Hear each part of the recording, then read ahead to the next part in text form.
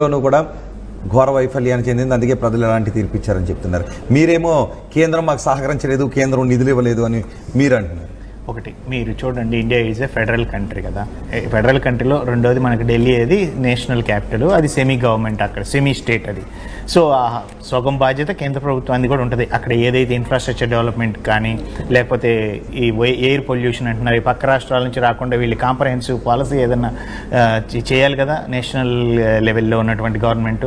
లేదా యమున ప్రక్షాళన అది ఎవరు చేయాలా? ఒక రాష్ట్ర ప్రభుత్వం.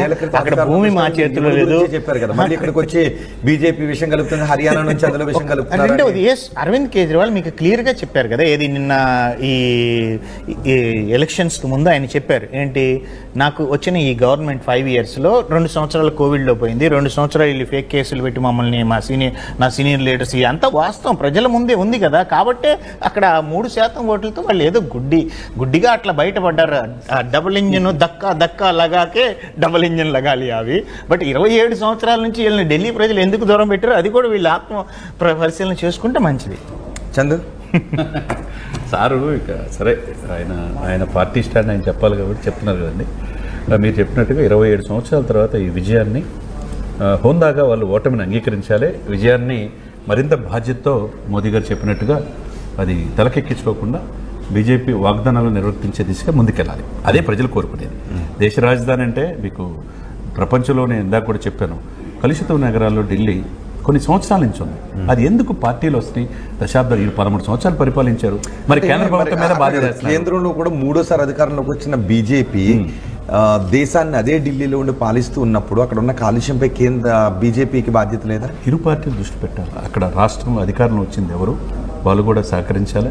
కేంద్రం కూడా దృష్టి పెట్టి దాదాపు 50% అక్కడ ఉంటే, కనీసం 6 రోజులు ఉంటే ఏదో ఒకటి ప్రాబ్లం వచ్చే పరిస్థితి ఢిల్లీ ఉందంటే ప్రపంచంలో అత్యంత కలుషిత నగరంగా ఎందుకు ఉంది? పక్కనున్న హర్యానాలో పంటల పొగలు పెట్టి ఎందుకు కలుషితంగా నగరంగా ఇదే కాలుష్యానికి ఆమ్ ఆద్మీ పార్టీ కారణం అసలు అక్కడ పక్కన నేషనల్ లెవెల్లో ఉన్న పార్టీ. దీన్ని కంట్రోల్లో పెట్టాలా, ముందు వీళ్ళు ఇచ్చిన వాగ్దానాలు నిర్వర్తించాలా. అది మెరుగైన పరిపాలన. బిలో పావర్టీ లైన్ వాళ్ళు ఎక్కువ ఉంటారు.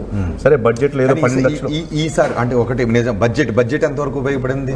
100% బీజేపీ చాలా అంటే చదువుకున్న వాళ్ళు చాలా తెలివిగా వివరించారు అనుకోవాలి కదా.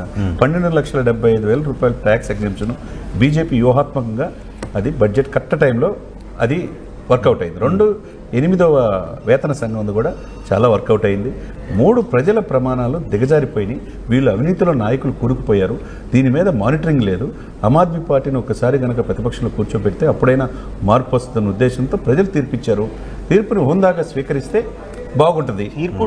హోందాగా స్వీకరించాలి. ఇక్కడ ఒకటేండి రోహిత్ గారు, ఢిల్లీ రాజధానిలో 150 దేశాలకు సంబంధించిన ఆమ్ ఆద్మీ పార్టీ ఓటమిని స్వీకరిస్తున్నాం అని చెప్తుంది.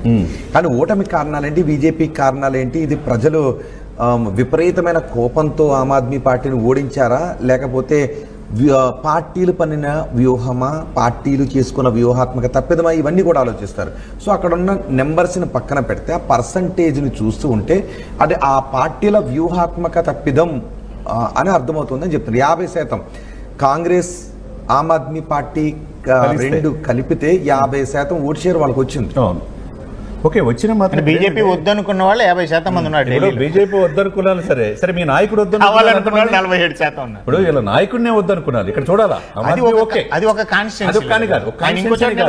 సాక్షాత్ అది ఎందుకు సార్? ఓడిపోయిన తర్వాత ఇన్ని కారణాలు ఎందుకు సార్? అంటే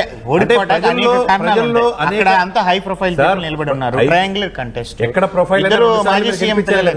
మీరు 3 సార్లు గెలిపించిన వ్యక్తులు 3సారి ఎందుకు ఓడిపోయారు? ఇప్పుడు మీరు చేసిన వాగ్దానం నిర్వర్తించలేదనే కదా ప్రజలు తిరుగుబాటు, ఓట్లు లేకుండా చేసే తిరుగుబాటు. సార్, అక్కడ ఓటమిని ఉందాగా అంగీకరించాలా? ఇప్పుడు మీరు దేశవ్యాప్తంగా విస్తరించాలనుకున్నారు. పక్కన పంజాబ్కి వెళ్ళారు, తర్వాత హర్యానా అంటున్నారు, మిగతా రాష్ట్రాలు అంటున్నారు, ఆంధ్రప్రదేశ్ అంటారు, తెలంగాణ అంటున్నారు. ఇప్పుడు విస్తరించిందే ఇప్పుడు ముఖ్యమంత్రి పదవినే కాపాడుకోలేకపోయారు కేజ్రీవాల్ గారు. ఆయన స్వయంకృత అపరాధం, ఆయన అహంకారంతో ఈ రోజున ఆపుకి ఈ పరిస్థితి వచ్చిందనేది అందరి యొక్క అభిప్రాయం అక్కడ జరుగుతుంది. కాబట్టి ఈరోజు దీన్ని తీసుకోవాల్సిందే. కాబట్టి ఢిల్లీ పెద్దలు కూడా ఇప్పుడు ఏంటంటే దేశ రాజధాని బీజేపీ చేతిలో ఉంది. ఇప్పుడు వాళ్ళు ఇచ్చిన వాగ్దానాలను నిర్వర్తించాల్సిన బాధ్యత బీజేపీకి ఉంటుంది. అది ఎందుకు ఓడిపోయారో అని ఆత్మ పరిశీలన చేసిన బాధ్యత ఆప్కు కూడా ఉంటుంది. కాబట్టి ఇప్పుడు నాయకుడు లేని, ఇందాక నాయక షిప్ అన్నారు కదా, ఆ షిప్ నడిపి నాయకుడు ఇప్పుడు ఓడిపోయాడు. ఇప్పుడు అతిశిని నుంచో పెడతారా ముందు? సిసోడియా కూడా లేడు, ఓడిపోయాడు. మరి ఇంకెవరి నుంచో పెడతారో తెలుసుకోవాలి. వాళ్ళ మీద ఆరోపణలు, ఈడీ కేసులు ఉన్నాయి, లిక్కర్ స్కామ్లు ఉన్నాయి, అనేక స్కామ్లు, మహల్ అంటున్నారు, శేషమహల్ అంటున్నారు, తర్వాత ఈ యమునా నది చూడాలి.